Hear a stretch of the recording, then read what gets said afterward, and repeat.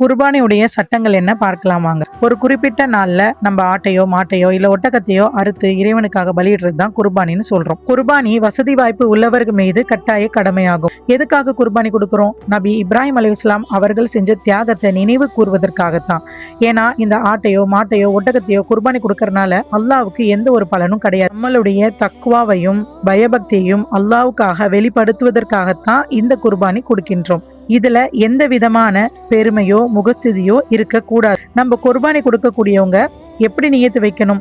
எனக்கும் என்னுடைய வீட்டார்களுக்கும் சேர்ந்து அனைவருக்கும் சேர்ந்து அல்லாவுக்காக நான் குர்பானி கொடுக்கிறேன் அப்படின்னு மனதளவுல நம்ம நினைக்கணும். குர்பானி கொடுக்கறவங்க துல்ஹஜ் பிறை பார்த்ததுல இருந்து நகத்தையும் முடியும் வெட்டக்கூடாது. எத்தனை பிராணிகளை நம்ம குர்பானி கொடுக்கணும்? ஒரு குடும்பத்துக்கு ஒரு ஆட்டு நம்ம குர்பானி கொடுத்தா போதும். ஏன்னா நபி ஸல்லல்லாஹு அலைஹி வஸல்லம் அவங்களோட காலத்துல சஹாபாக்கள் அவங்களுக்கும் அவங்களோட குடும்பத்துக்கும் சேர்த்து ஒரு ஆட்டை தான் குர்பானி கொடுத்திருந்தாங்க. அதே மாதிரி பெருநாளுடைய தொழுகை முடிக்கிறதுக்கு முன்னாடி அது குர்பானி கொடுக்க கூடாது. அப்படி நீங்க அறுத்துட்டீங்கன்னா அது குர்பானியில சேராது.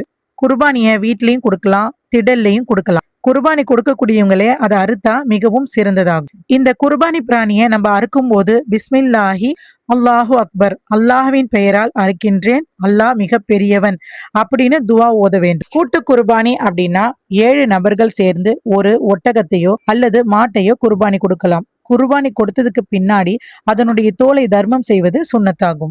எவ்வளவு நாட்கள் இந்த குர்பானி கொடுக்கலாம்? துல்ஹஜுடைய பிறை 10, 11, 12, 13 நாம கொடுக்கலாம். இந்த நாட்களை தஷ்ரீக்குடைய நாட்கள்னு சொல்லுவாங்க. இதை தவிர்த்து குறையுள்ள ஆட்டையோ மாட்டையோ ஒட்டகத்தையோ குர்பானி கொடுக்க கூடாது.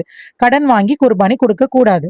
நாம கொடுக்கக்கூடிய மாமிசங்களோ அதனுடைய உதிரங்களோ அல்லாவை எப்போதுமே அடையிறது கிடையாது. ஆனா நம்முடைய தக்வா எந்த அளவுக்கு பயபக்தியோட இந்த அமலை நம்ம செய்யறோம் அப்படிங்கறது விஷயம் மட்டும்தான் அல்லாவிடத்துல சென்று அடையும். எனவே தக்வாவோடு இந்த அமலை நிறைவேற்ற அல்லாஹ் நம் அனைவருக்கும் வாய்ப்பளிப்பானாக. அஸ்ஸலாமு அலைக்கும் ரஹ்மத்துல்லாஹி வபரகாத்துஹு.